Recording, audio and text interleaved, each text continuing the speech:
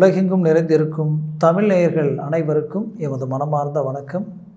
நான் உங்கள் ஜோதிடர் அந்தியூர் சுதாகர், பாரம்பரிய முறை ஜோதிட ஆராய்ச்சியாளர்.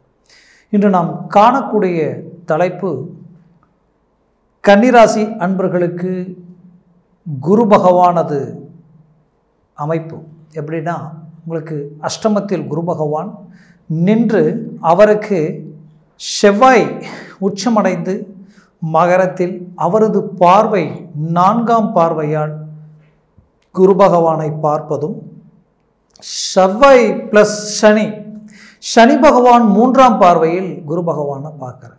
இந்த 3 கிரகங்களினுடைய இந்த பார்வையால் அமையக்கூடிய இந்த இணைவும் அந்த குரு பார்வை உங்களுக்கு கிடைக்கக்கூடிய அமைப்பும், குரு பார்வை கோடி நன்மைகள் தரும்னு சொல்லுவாங்க.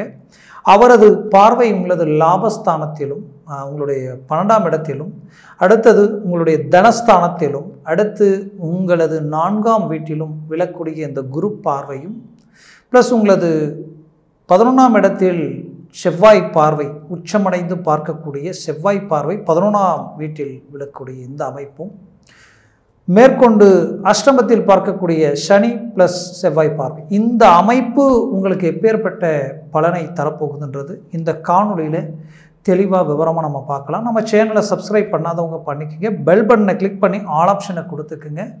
அப்போ தான் அடுத்தடுத்த காணொலிகள் உங்களுக்கு உடனடியாக வந்து அடையும். ஆக கன்னிராசி அன்பர்களே, கன்னிராசினா சொல்ல வேண்டியதே இல்லை. உங்களது ராசிக்கு அதிபதி புதன் அங்கே உச்சம் ப்ளஸ் ஆட்சி. எப்போவுமே எதை செய்தாலும் அதை தனித்துவமாக இருக்கணும்னு நினைப்பீங்க. உங்களுடைய ஒவ்வொரு இலக்கும், உங்களுடைய ஒவ்வொரு செயலும் அது ரொம்பவும் பர்ஃபெக்டாக இருக்கணும். அது மற்றவங்களுடைய பார்வையை கவரக்கூடிய அளவுக்கு அது மேன்மையாக இருக்கணும்னு நினைப்பீங்க. அது மட்டுமல்ல, நீங்கள் உங்களது வாழ்க்கையில் பெரிய இலக்குகள் அடையணும், உயர்தரமான வாழ்க்கையை வாழணும்.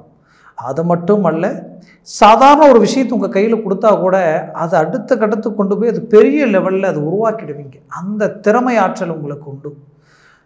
உங்களை சுற்றி இருக்கிறவங்க, உங்களுக்கு வேண்டியவங்க, உங்கள் நட்பும் சரி, பந்தமும் சரி, குடும்பமும் சரி, எல்லா விதத்திலையும் அவங்களுக்கு உண்டான தேவைகளை பூர்த்தி செய்து அவங்களுக்கு என்ன ஒத்துழைப்பு கொடுத்து வாழ்க்கையில் உங்களுக்காக வாழ்கிறத விட மற்றவங்களுக்காக வாழக்கூடிய அற்புதமான ஒரு மன அமைப்பு படைத்தவங்க.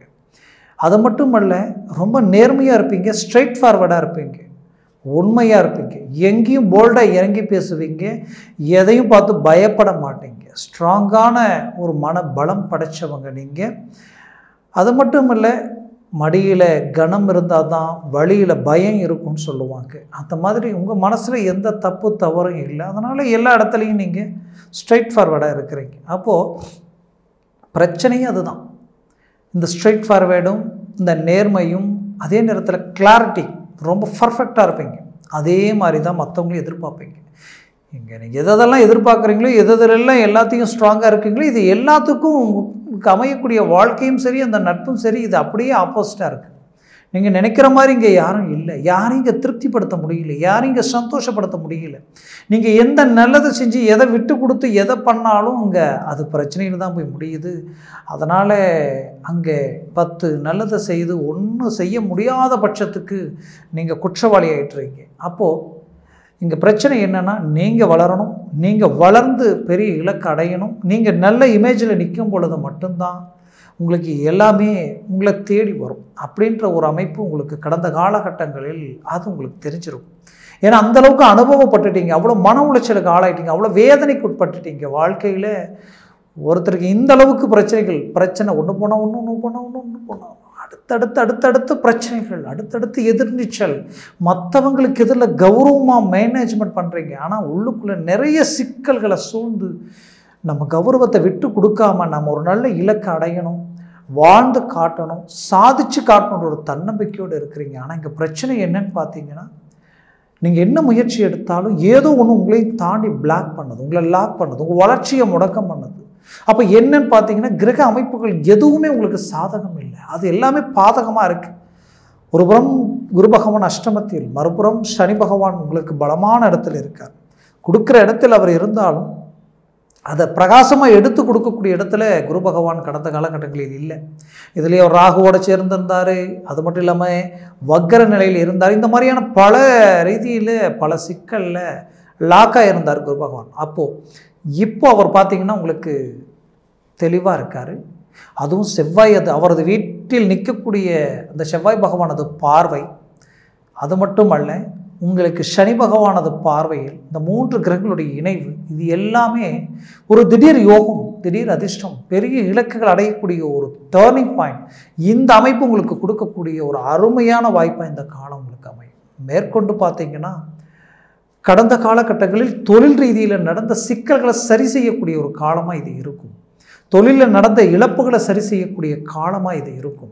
ஏன் பார்ட்னர்ஷிப் ரீதியில் இருக்கக்கூடிய பிரச்சனைகளை அழகாக சரி செய்யக்கூடிய காலமாக இருக்கும். உங்களுடைய ப்ராப்பர்ட்டி, உங்களுடைய சொத்து, கஷ்டப்பட்டு சம்பாதிச்சது, கடன் சுமைகள் மேல முடியாத நிலையில் கொடுத்துடலான்ட்டு இன்றைக்கி கொடுத்தவங்களும் இருக்கிறீங்க, கொடுத்தும் கொடுக்காம மீண்டும் அதை நமக்கு ரிட்டர்ன் வருமா அப்படின்ற எதிர்பார்ப்பில் இருக்கிறவங்களும் இருக்கிறீங்க. இன்னும் சிலர் இது எல்லாத்தையும் ஆசைப்பட்டது கொடுத்துட்டா மீண்டும் அடைய முடியாத அப்படின்ற ஒரு மனக்கலக்கத்தில் இருக்கிறீங்க. கவலைப்படாதீங்க, எதையும் இழக்காமல் எல்லாத்தையும் மீண்டும் அடையக்கூடிய ஒரு தருணமாக இந்த காலம் உங்களுக்கு அமையும். உங்கள் முயற்சிகளை பலப்படுத்தி அடுத்த இலக்கை நோக்கி உங்களுடைய பயணத்தை உண்டாக்குங்க. தொழிலில் பெரிய லெவலில் வெற்றிகள் அடைவீங்க, லாபத்தை உண்டாக்குவீங்க. அது மட்டும் இல்லை, வேலையில் நீங்கள் எது சொல்ல போனாலும் உங்களுக்கு மேலே வேலை செய்கிறவங்க கிட்ட ஒரு நல்ல பேர் எடுக்க முடியல. உங்களை மாதிரி பர்ஃபெக்டாக வேலை செஞ்சவங்களும் இல்லை, ஆனால் இன்றைக்கி உங்களை மாதிரி மன உளைச்சலுக்கு ஆளாகி நிற்கிறவங்களும் இல்லை. உங்களுக்கு பின்னாடி வந்தவங்க எந்த தகுதி இல்லாதவங்க உங்களை ஓவர்டேக் பண்ணி முன்னாடி போயிட்டாங்க. இன்றைக்கி என்ன இது, ஏன் இப்படி அப்படின்ற ஒரு குழப்பம். கண்டிப்பாக சொல்கிறேன், மீண்டும் நீங்கள் ரீஎன்ட்ரி கொடுத்து அவங்களெல்லாம் தாண்டி நீங்கள் போகக்கூடிய ஒரு நல்ல இலக்கை நீங்கள் அடைய போகிறீங்க. அந்த இலக்கு இந்த 40 நாட்களில் உங்களுக்கு கிடைக்கும். எப்படின்னா இந்த பிப்ரவரி மாதம் 6ஆம் தேதியிலிருந்து மார்ச் மாதம் 16ஆம் தேதி வரைக்குமே இந்த கால அமைப்பு. இந்த கால அமைப்பை சரியாக பயன்படுத்தினால் போதும், நீங்கள் நல்ல இலக்கை அடைய போகிறீங்க. வேலையில் ப்ரமோஷன், அரசு உத்தியோகத்தில் இருக்கிறவங்களுக்கு பலவித சிக்கல்கள் இருந்தாலும் அது எல்லாத்தையும் தாண்டி சரி செய்து நல்ல ஒரு இலக்கை அடைய போகிறீங்க. நல்ல ஒரு மேன்மையை அடைய போகிறீங்க. ஸ்ட்ரெயிட் ஃபார்வர்டாக இருந்தீங்க, அதுவே உங்களுக்கு பிரச்சனை. அந்த ஸ்ட்ரெயிட் ஃபார்வர்டே உங்களுடைய தேவையில்லாத பிரச்சனைகளும் சிக்கல்களும் கடந்த காலகட்டங்களில் கொடுத்துருக்கும். கண்டிப்பாக இது எல்லாத்தையும் நீங்கள் அழகாக சரி செய்ய போகிறீங்க, நல்ல இலக்கை அடைய போகிறீங்க. ஒன்று. ரெண்டாவது பார்த்தீங்கன்னா அரசியல் சார்ந்த ரீதியில் இருக்கிறவங்களுக்கு ஒரு நல்ல மேன்மைகள் இந்த தருணத்தில் உங்களுக்கு கிடைக்கும். முயற்சிகளை பலப்படுத்துங்க.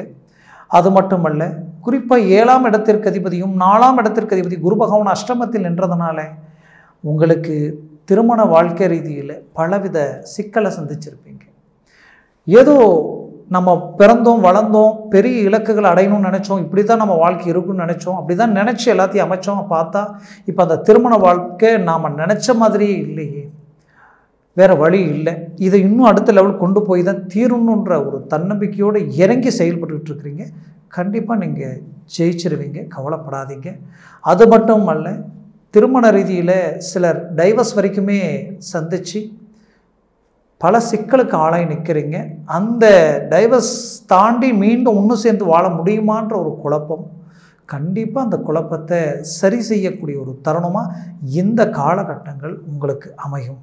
மேற்கொண்டு பார்த்தீங்கன்னா இன்னும் சிலருக்கு டைவர்ஸ் ஆகிடுச்சு, மறுமணத்தை சார்ந்த விஷயங்கள் நமக்கு அமைச்சு வருமானு பார்த்தீங்கன்னா கண்டிப்பாக மறுமணத்திற்குரிய இடம் 11ஆம் இடம். அந்த இடத்த செவ்வாய் டைரெக்டாக பார்க்குறார். 180 டிகிரியில் உச்சமடைந்து பார்க்கக்கூடிய இந்த காலகட்டங்களில் குறிப்பாக இந்த மார்ச் மாதமெல்லாம் உங்களுக்கு ஒரு நல்ல ஒரு அருமையான காலம் இந்த ஸ்டார்டிங்கில். அதே போல் பிப்ரவரி 20ஆம் தேதிக்கு மேலேயெல்லாம் ரொம்ப நல்லாயிருக்கும். முயற்சிகளை பலப்படுத்துங்க, 100% வெற்றிகள் அடைவீங்க. குடும்ப ரீதியில் சுபகாரியத்தை உண்டாக்கிடுவீங்க, சுபகாரியம் செய்திடுவீங்க. அது மட்டுமல்ல, வீடு கட்டக்கூடிய யோகங்களை உண்டாக்கிடுவீங்க. கண்டிப்பாக 100% வெற்றிகள் அடைவீங்க. இன்னும் சிலர் முதல் திருமணம் நான் நினச்ச மாதிரி அமையாமல் வாழணும்னு நினச்சேன், கடைசியில் பிரியக்கூடிய நிலை உண்டாயிடுச்சு. மறு திருமணத்தையும் அடைஞ்சி இன்றைக்கி அந்த வாழ்க்கையிலையும் சில பிரச்சனைகள் சந்திக்கக்கூடிய குழப்பத்துக்கு ஆளாகி நிற்கிறேன். நான் என்ன பண்ண போகிறேன்னு தெரியல, மீண்டும் என் வாழ்க்கை நான் நினச்ச மாதிரி எல்லாம் அமைஞ்சு வந்துடுமா, இதை நான் மற்றவங்களுக்கு எதிர நான் வாழ்ந்து காட்டணுன்ற எண்ணத்தோடு இருக்கிறவங்களுக்கு கண்டிப்பாக கைக்கூடி வரும். கவலைப்படாதீங்க, தன்னம்பிக்கையோடு இருங்க, நல்ல மேன்மைகளை நீங்கள் அடைவீங்க. ஆக மொத்தத்தில் கன்னிராசி அன்பர்களுக்கு இது ஒரு பொன்னான தருணம். மேற்கொண்டு கன்னிராசி அன்பர்கள் தான் பெற்ற பிள்ளைகள் அவங்களது வாழ்க்கையில் நீங்கள் அவங்களுக்கு பார்த்து பார்த்து எல்லா விதத்துலேயுமே ஒவ்வொன்றையும் செய்து கொண்டு வந்த அவங்களது வாழ்க்கையில் தேவையில்லாத சிக்கல்களுக்கு இப்போ ஆளாகி நிற்கக்கூடிய ஒரு சூழ்நிலை. இதை சரி செய்ய முடியுமான்ற குழப்பம் உங்களுக்கு ஒரு புறம் இருந்தாலும் 5இல் இருக்கக்கூடிய செவ்வாய் 5ஆம் இடத்திற்கு அதிபதி சனி பகவான் ஆட்சி வீட்டில் நின்று இருவரது பார்வையும் குரு பகவான் மேல் விழுந்து அவரது பார்வை உங்களுடைய குடும்பஸ்தானத்தில் விழுறதுனால 100% உங்கள் பிள்ளைகள் கூட எதிர்கால பிரச்சனைகளை சரி செய்திருவீங்க. அவங்களது வாழ்க்கையில் இருக்கக்கூடிய குழப்பங்கள், குடும்ப ரீதியில் இருக்கக்கூடிய பிரச்சனைகளையும் சரி செய்திருவீங்க. தனம், செல்வம், செல்வாக்கு சார்ந்த இடமும் அதுதான். அப்போ பண ரீதியில் இருக்கக்கூடிய சிக்கல்களையும் சரி செய்திருவீங்க. 100% அவங்களது வாழ்க்கையில் நல்ல இலக்கை அடைய போகிறாங்க. கவலைகள் வேண்டாம். அது மட்டுமல்ல, கடன் சுமைகள் நீங்கக்கூடிய ஒரு தருணமாக இந்த காலகட்டங்கள் அமையும். ஆக உங்களுக்கு ஆரோக்கிய ரீதியிலையும் சில பிரச்சனைகள் இருக்கும். சிலருக்கு குறிப்பாக முதுகிலிருந்து இடுப்பு வரைக்குமே நரம்பு சார்ந்தும், சிலருக்கு வயிறு அல்சர் சார்ந்த பிரச்சனை சிலருக்கு இருக்கும். இந்த 2 ரீதியிலையுமே பாதிக்கப்பட்டிருப்பாங்க. இந்த பிரச்சனைகள் இருந்து மீண்டு வரக்கூடிய ஒரு காலமாக வரக்கூடிய காலம் இந்த 40 நாட்களில் அதை சார்ந்த முயற்சிகள் எடுங்க. 100% அது உங்களுக்கு ஒரு வெற்றிகள் அளிக்கும், சரியாயிடும்.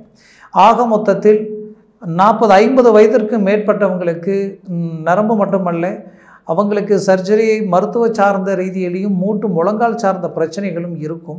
இது எதுவோ நான் எங்கெங்கேயோ பார்க்குறேன், எதுலேயுமே ஒரு தெளிவு கிடைக்கல, மீண்டும் எனக்கு அது சரியாகுமான்ற குழப்பத்தில் இருக்கிறவங்களுக்கு கண்டிப்பாக சரியாயிடும்.